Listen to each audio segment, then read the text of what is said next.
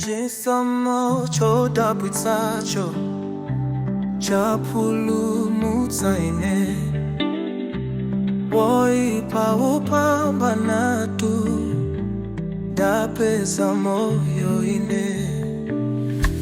Chisomo chochachotsadi mantha imfayo pakukhulupirira ine Ambuye Yesuyo.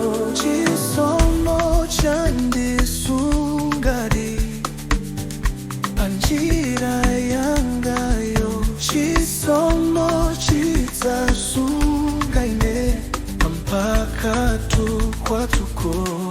Kwathu ndidzaimba nyimbo ya chisomo chake, yolemekeza Mulunguyo kunthawi zosatha.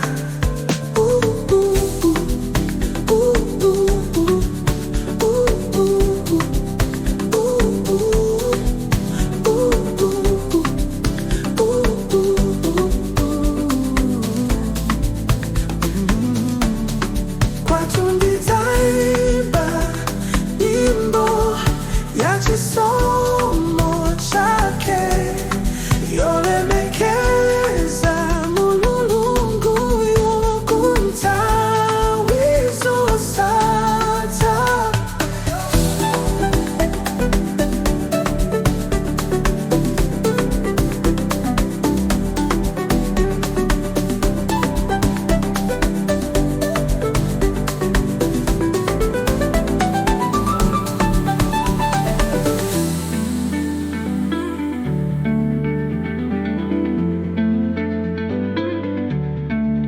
Chisomo chandisungadi panjira yangayo, chisomo chidzasunga ine mpaka kwatuko.